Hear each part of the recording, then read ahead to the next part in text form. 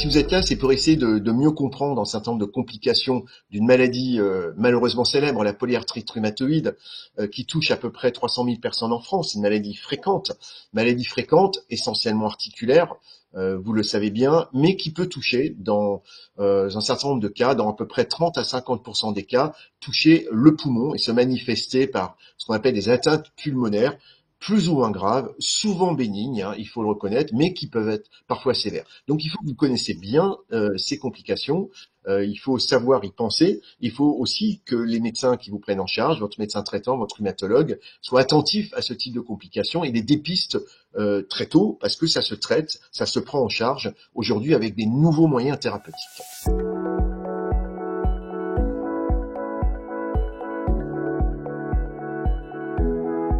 Dans la polyarthrite rhumatoïde, vous avez un certain nombre d'atteintes différentes. Vous avez des atteintes assez simples, assez fréquentes, qui sont des atteintes de la bronche. Vous savez, des petits tuyaux qui vont dans le poumon, qui transportent l'air dans le poumon. Les bronches, elles peuvent être inflammées, de temps en temps assez sévèrement, ce qu'on appelle des bronchiolites. Mais ça, c'est rare, même très très rare. En revanche, vous avez, et c'est assez fréquent, une inflammation du poumon.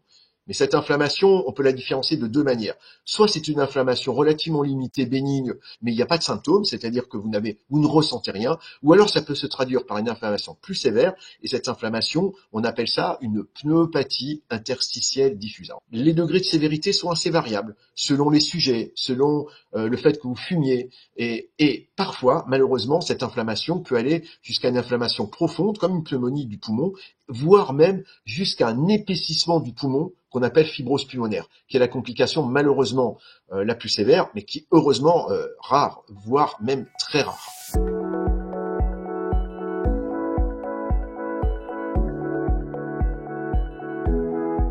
Individuellement, c'est très difficile de le dire. On connaît le risque statistique, on sait qu'à peu près 30 à 50% des patients atteints de polyarthrite peuvent développer une atteinte pulmonaire, mais attention, comme je vous l'ai dit, bénigne ou plus sévère, pas forcément sévère. C'est un risque statistique.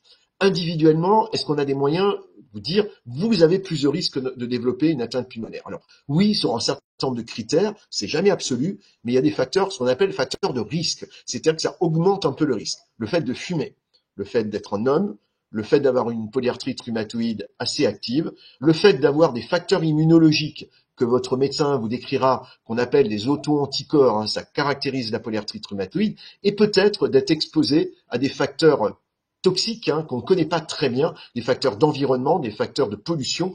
Ces éléments peuvent favoriser l'apparition de ces pneumopathies interstitielles, voire de la fibrose.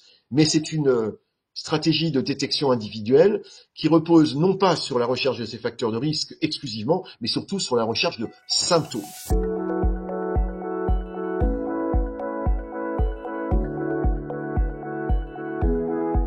Là, c'est relativement simple. Vous en parlez à vos médecins. Si vous commencez à tousser, la petite toux, vous voyez, qui est embêtante, mais ça peut être lié à d'autres causes. Si vous commencez à être essoufflé, ça c'est très important, ou si vous commencez à mal supporter l'effort, vous voyez, si vous commencez à être tachycarde et essoufflé à l'effort, il faut savoir penser à une maladie cardiaque, une maladie pulmonaire. Mais rassurez-vous, la petite toux, notamment dans la polyarthrite rhumatoïde, c'est très fréquent, et c'est beaucoup plus souvent lié non pas à ces pneumonies inflammatoires, mais lié à une sécheresse des bronches. Et cette sécheresse vous fait tousser. Donc ça, c'est très fréquent, votre rhumatologue le sait bien, et à vous de lui dire de façon très détaillée quels sont les symptômes que vous ressentez, et votre rhumatologue, votre médecin traitant vous feront des examens, ils vont vous ausculter, faire un examen clinique, il faut toujours commencer par ça, puis ils feront des examens, aujourd'hui idéalement un scanner pulmonaire, ce qu'on appelle les épreuves fonctionnelles respiratoires. On fait souffler dans un petit tuyau, c'est tout à fait anodin, et ça permet de mesurer en fait votre capacité pulmonaire.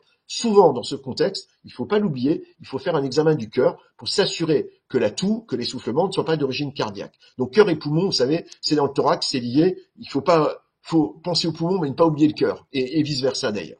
Donc ne soyez pas inquiets, vos médecins connaissent bien ces complications.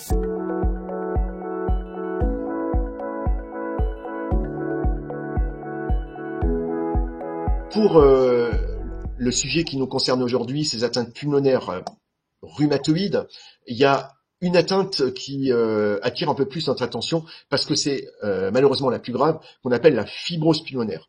La fibrose pulmonaire, c'est l'évolution progressive vers un épaississement du poumon de l'inflammation. Mais attention, toute inflammation ne donne pas, toute pneumopathie interstitielle inflammatoire ne va pas donner de fibrose. Seules certaines pneumonies vont évoluer vers la fibrose. Ces fibroses, malheureusement, et c'est tout l'enjeu, ce sont des lésions irréversibles. Vous voyez, c'est l'épaississement cartonné de vos petites cellules qui permettent la respiration, c'est malheureusement irréversible. Vos médecins sont bien informés, parlez-en avec eux, votre médecin traitant et surtout votre médecin spécialiste, rhumatologue et pneumologue. C'est très important d'en parler avec eux pour vous assurer que vous n'avez pas de fibrose ou que s'il y a une fibrose, on vous donne les traitements évidemment les plus adaptés.